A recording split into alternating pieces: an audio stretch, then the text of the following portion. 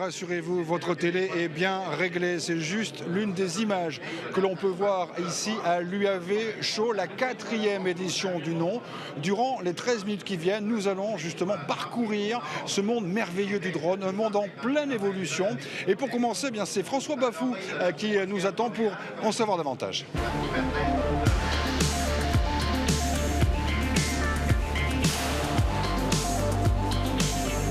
Et pour commencer, bien sûr, cette présentation de l'UAV Show, je suis avec le grand chef de cette UAV Show. Au début, pour la 4e édition, au début, vous êtes passé pour un fou furieux un peu, hein, de vouloir faire un salon comme ça sur les drones. Le tout début.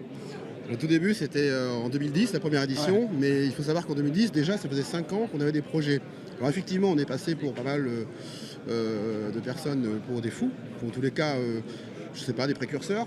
Et en 2010, on avait quelques sociétés qui présentaient, on va dire, les premiers drones civils. On était vraiment au balbutiement de la filière. C'est clair que c'est une filière qu'en plein développement. D'ailleurs, l'État l'a bien compris puisqu'il a créé une commission des drones civils où, bien sûr, on fait partie, mais on va dire tout le monde du drone en France fait partie et tout le monde travaille de concert pour faire, en tous les cas, donner les conditions d'évolution et de développement à la filière.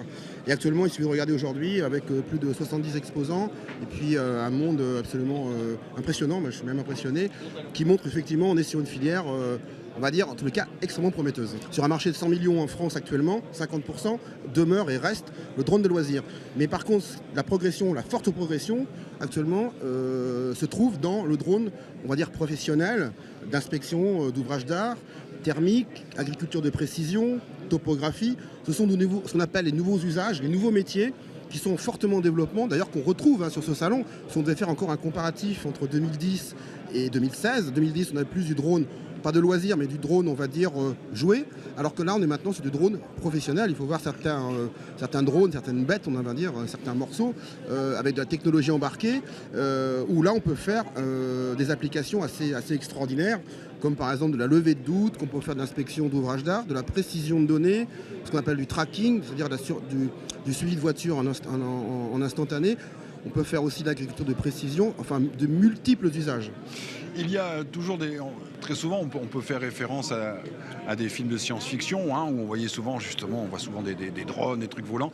On y va ou c'est encore du fantasme, ce genre de choses, les colis qui sont livrés directement par drone. Voilà, on est très loin. On est en plein dans la science-fiction. Non, on est dans l'expérimentation pour l'instant. Ouais. C'est-à-dire qu'on a des gens qui rêvent, et ça c'est très bien, il faut des rêveurs. Moi je dis toujours dans la vie, dans les affaires, il faut des poètes, il faut des banquiers. Donc il faut des poètes, c'est-à-dire des gens qui ont l'imagination, qui sont créatifs, qui disent voilà les nouveaux usages. Et puis ensuite, il y a l'aspect technologique. Il faut que ce soit réalisable technologiquement, mais aussi il faut que ce soit réalisable réglementairement. Voilà, on a une législation avec effectivement des barrières, et c'est normal, mais qui permet en tous les cas, qui a une vertu cette réglementation, c'est que dans le cadre réglementaire, on peut faire de l'activité, on peut avoir du business, on peut avoir du chiffre d'affaires. Donc c'est un équilibre entre une demande, une réglementation et la technologie. Et ce marché évolue avec ces espèces de trois piliers.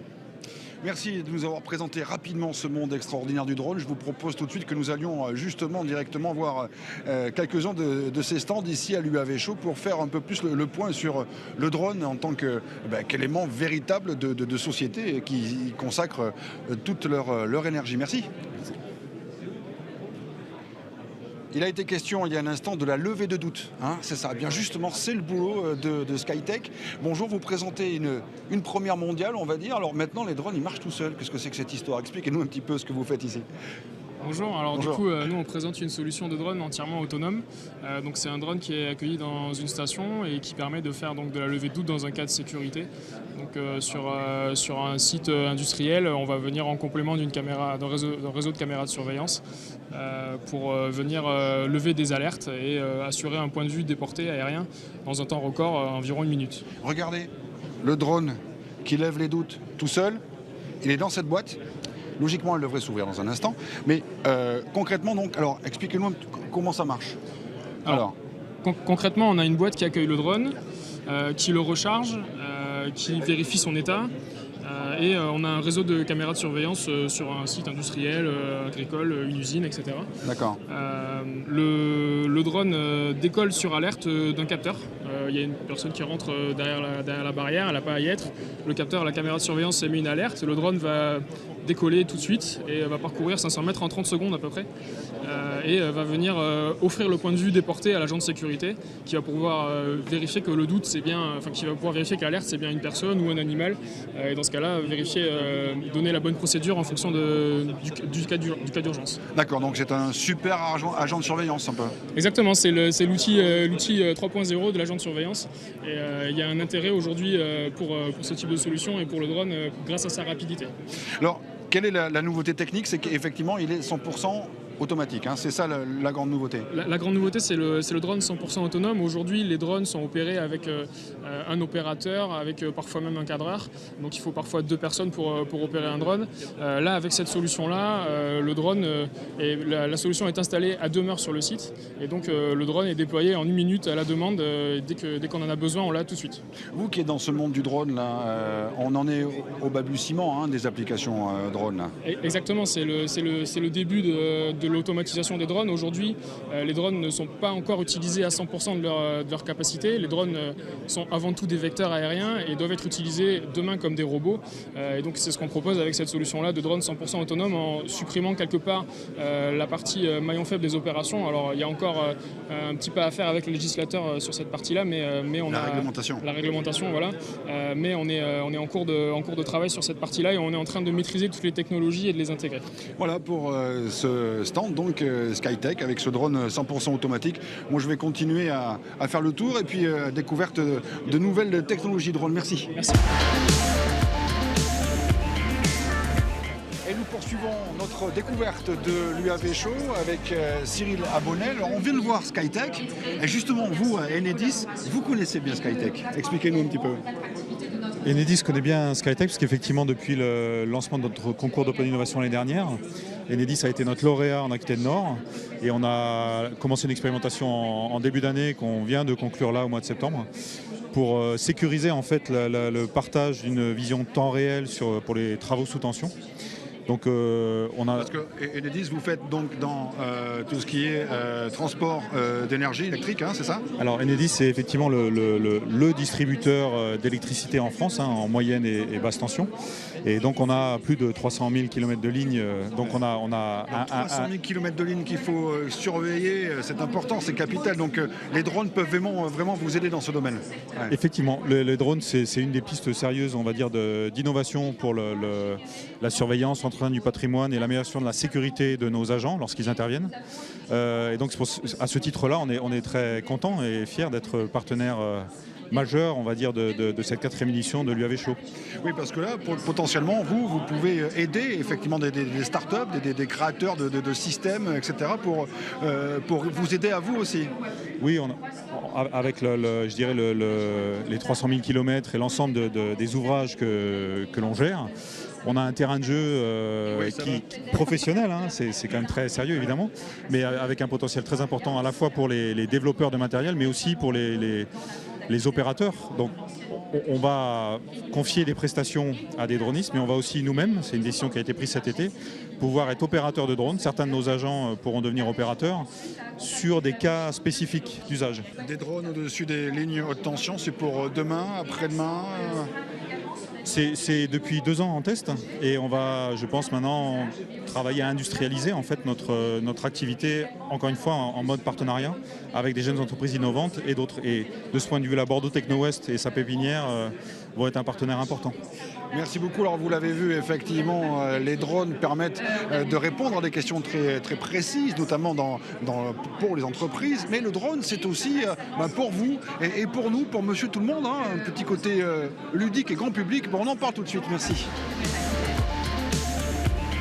Et pour terminer cette visite de l'UAV Show, je suis sur le stand de Reflet du Monde. Il faut le savoir, en effet, 75 à 80% des drones sont utilisés par des particuliers. Et justement, à Reflet du Monde, c'est votre créneau. Présentez votre société. Bonjour, donc en fait on est l'association de Reflet du Monde, effectivement, donc on forme des gens qui viennent du monde du loisir, mais qui principalement cherchent à se professionnaliser, à devenir télépilote de drones professionnels.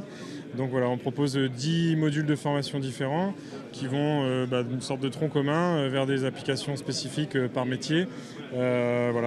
Par exemple pour du suivi de chantier, donc dans le monde du BTP, pour de l'agriculture de précision, pour la photogrammétrie, pour la thermographie sur des bilans énergétiques, ce genre de choses. C'est compliqué, c'est long de devenir pilote de drone? Alors c'est comme tout, ça s'apprend. Par contre, il est vraiment important d'apprendre et de passer par la case formation parce qu'il y a vraiment des compétences à développer. Je peux avoir un petit drone pour moi comme ça dans mon salon, mais ça s'arrête là. Après, dès qu'on change de stade, en revanche, il faut avoir à tout prix un diplôme. Oui, alors c'est quand on veut développer une activité professionnelle. Vous ne pouvez pas prendre un drone avec lequel vous avez commencé à vous amuser pour ensuite en faire... Il n'y en a pas qui le font un peu des fois? Il vaut mieux éviter, c'est bien compris. En fait, si vous voulez, ça fait du tort au monde professionnel et c'est justement ce qu'on cherche à expliquer dans le cadre de nos formations, qu'on ne peut pas faire n'importe quoi avec un drone, que ça peut être sympa dans le domaine du loisir, mais il y a un moment où c'est plus du tout un jouet et ça mérite un apprentissage. Alors il y a le piloter le drone, puis il y a se le fabriquer aussi. Il y a de plus en plus aussi de particuliers qui se mettent à faire leurs drones, à faire leurs engins. Tout à fait. Et pour nous, ça se transforme en des stages de perfectionnement en fait, parce que ça va faire appel à d'autres compétences. On va rentrer encore plus dans la technique. Et voilà, ça dépend après des profils des gens qui viennent nous voir. Alors justement, en Reflet du Monde, vous avez de plus en plus de demandes. C'était vraiment un secteur en plein essor, le drone? Alors c'est un secteur en plein essor, mais d'un autre côté, il y a aussi beaucoup d'acteurs qui se développent.